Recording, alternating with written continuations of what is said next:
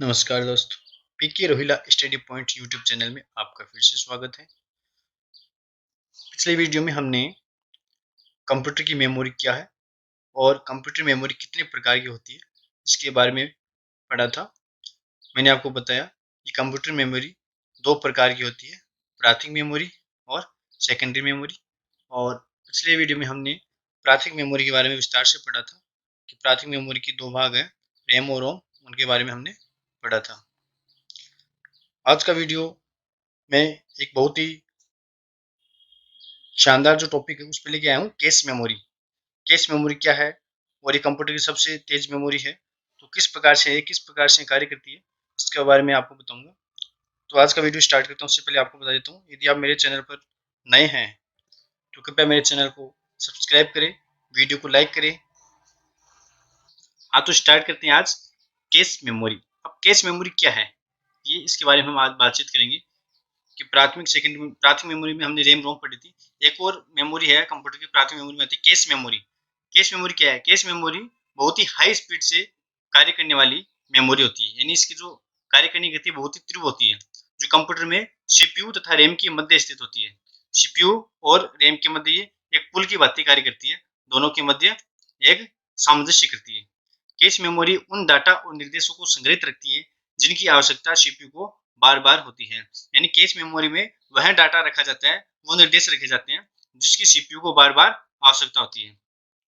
CPU cache memory से data RAM या disc की अपेक्षा अधिक तीव्रता के साथ प्राप्त कर सकते हैं। यानी जो सीपीयू है वो कैश मेमोरी से डाटा अधिक आसानी से ले सकता है रैम की तुलना में। अब कैश मेमोरी कार्य कैसे करती है मैं आपको बताता हूँ कि जब भी कोई कंप्यूटर पर कार्य हम करते हैं, मान लो कोई भी फाइल ओपन करते हैं, तो कंप्यूटर यानी सीपीयू क्या करता है, वो फाइल वो डाटा रैम से पढ़ता है, तो उसकी एक कॉपी रैम में रख देता है और उसी समय उसकी एक कॉपी कैश मेमोरी में भी रख देता है।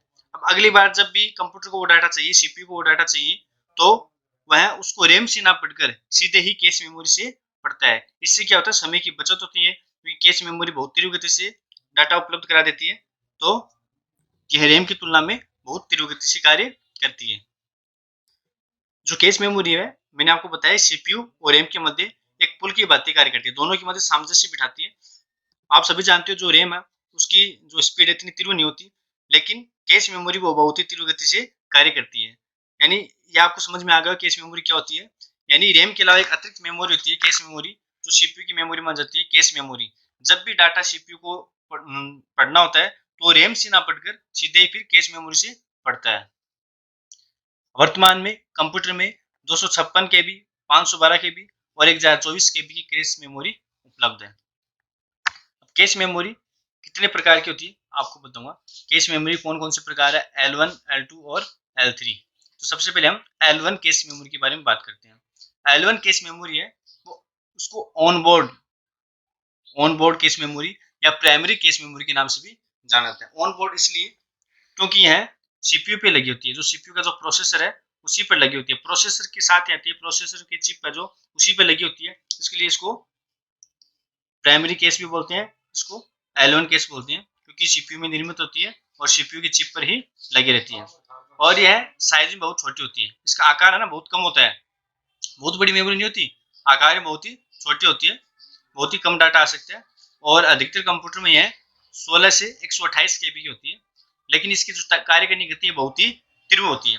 हालांकि इसकी साइज कम होती है लेकिन जो स्पीड है बहुत ही तेज होती है।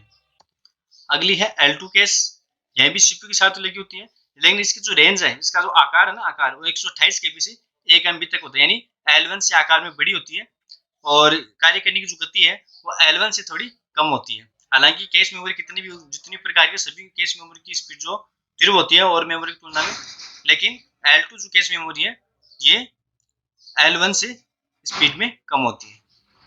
तीसरी प्रकार की जो मेमोरी है कैश मेमोरी का, L3 case. L3 case memory, इस केस मेमोरी को एक्सटर्नल या द्वितीयक केस मेमोरी के नाम से भी जाना जाता है क्योंकि यह सीपीयू चिप पर नहीं बनी होती, सीपीयू चिप के साथ अटैच नहीं होती, बल्कि मदरबोर्ड पर अलग से लगाई जाती है, एक अलग चिप के रूप में निर्मित होती है जिसे मदरबोर्ड पर लगाया जाता है।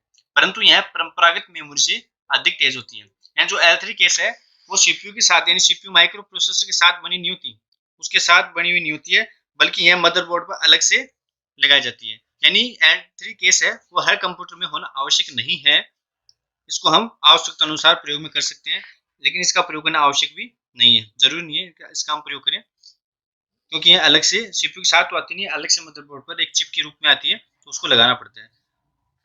इसकी जो रेंज है यानी आकार है 1 MB से 8 MB तक होता है। 1 MB से 8 MB तक इसका आकार होता है, और कार्य करने की जो गति है वो L1 और L2 से कम होती है, यानी L1 और L2 से कम होती है इसकी कार्य करने की गति। तो इस वीडियो में आपने केस मेमोरी के बारे में पढ़ा। केस मेमोरी क्या होती है आप समझ गए। केस मेमोरी है वो सीपीयू और रैम के मध्य एक सामंजस्य बिठाने के लिए कार्य करती है, और इसकी जो गति है वो रैम की तुलना में बहुत ही तीव्र होती है। इसलिए सीपीयू जब भी डाटा पढ़ता है तो उसकी एक कॉपी रैम में रखता है, उसी के साथ इसकी एक कॉपी केस मेमोरी में रख देता है। अगली बार जब भी डाटा पढ़ना होता है तो रैम से ना पढ़कर सीधे ही केस मेमोरी से पढ़ लेता है। इससे क्या होता है, समय की बचत होती है। अब मैंने तीनों प्रकार के केस मैंने बता दिया, L1, L2 और L3।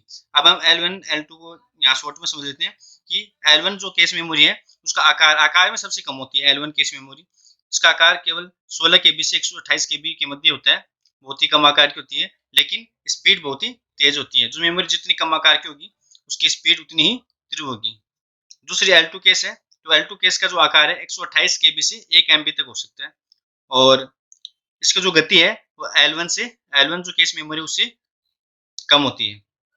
तीसरी L3 केस मेमोरी है, इसका जो आकार है 1 MB से 8 MB तक होता है, और इसकी जो कार्य करने की गति है L1 और L2 से कम होती है। इस प्रकार से ये तीनों का जो हायरार्ची है वो आप समझ गए होंगे।